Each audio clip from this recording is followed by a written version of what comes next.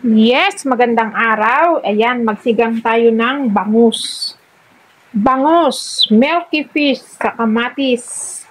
Kamatis, merong garlic at saka sibuyas. Ayan, lalakwan ko ng kamote at saka ng dahon ng kangkong. Spinach. Okay, simulan natin. Kamatis.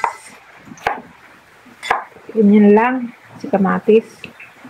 Yung bilis. Yes. Yes. Then, pitpitin natin ang bawang. Atin natin yan. Yan. Yes. Kasama na yung ranya. Ito. Ito ang alisin. Ito ang sibuyas. Yes. Then, biyakin natin ito. Yes. Yan. Yun. And yes, gagamit ako ng paminta, black pepper, and Ajinomoto, of course. Pilipinas tayo. And ang kamatis, nilalamas ko. Nilalamas ko sa kaunting asin. Yan. Ganyan. Malinis na. Malinis naman ang aking kamay at ako lang makakain ito. Kami pala. Yun. Ganyan. Then, may hugas bigas ako dito. Padalawang hugas bigas. Rice water. Yes. And ngayon, ilagay natin ang ating kamatis. Together na yan. And of course, lahat ng pinitkit ko at ginayat. Sibuyas, bawang. Kamuti. Yan. Together. Then, lagyan natin na ng black pepper.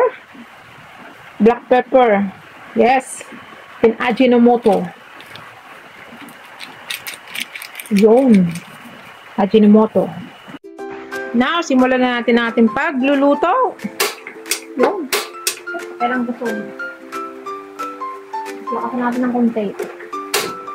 Ayan. Ating sinigang na bangus. Ating pakukuluin. At habang hihintay natin kumulo, ay ang hugas bigas ay kinakaw-kaw ng kaunti yung dinagarnay para hindi lilinaw yung hugas bigas. Ayan ang turo ng aking mother. So, see, kompleto silipabis niya para lumasa sa ating isang bangus na ginayat-gayat ko naman. O, diba? At meron akong kalamansi. Ayan, pinako na. Yes, ating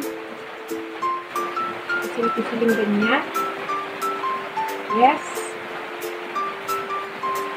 Tapos, lalagyan natin sa ating bangus.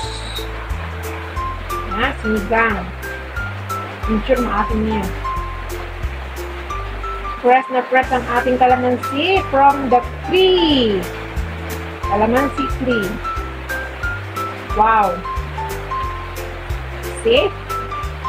Ooh, kalamansi juice. Yes, at lalagyan din natin ng sariwang sili ang ating sinigang na bangus. Lagyan na natin ang ating bangus. Nakalito na ang kamuti. Yan. Habang niluluto si bangus, yan, ganyan ang aking paghiwa sa bangus. Yan. Malaki. Yan. Kaya natin yan. Ito maluto. Then, sama natin to. Para luto ang bangus, luto din ang gulay natin. Kasi medyo matigas din naman to. Yan. Then, sasama na natin si sili. Yes. Sa aking sinigang na bangus. And mamaya natin ilalagay pagluto na ang kalamansi juice. Yan. Kasi madali namang maluto ang isda, lalo at aking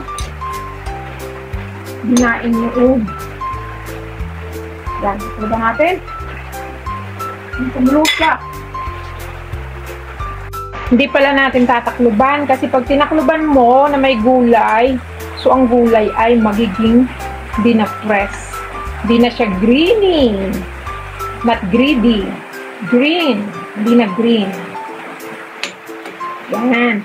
Yan lang natin kumulo siya. Sa natin ang apoy. Yes, kulong-kuloan ang ating nilalagang bangus. Yan. See? Ayan na. Piluto sa gulay, luto din ang bangus.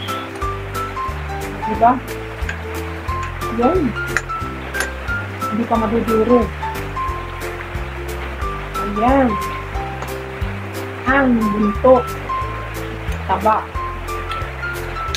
Sili. Tikman natin kung may lasa.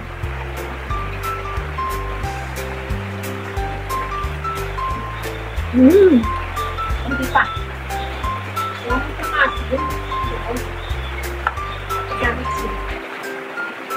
At ilagay natin si kalamansi. Halaan natin ang hindi sumama ang buto. Ayan. Fresh na fresh ang ating ulam. Huwag mong haluin ang hukay, parang dinudurog ang isda. O, diba? Ayos na yung isda, ayos na rin si gulay. Yan lang. Ito yan, luto. Mas magaling maluto ang isda. Yes guys, thanks for watching sa ating masarap na bangus. Sinigang na bangus. Wow. See? Ang ating sinigang na bangus. Don't forget to subscribe, like, comment, and share my video. Thanks for watching. Bye-bye. Love you all. Sarap. Tikman ulit natin.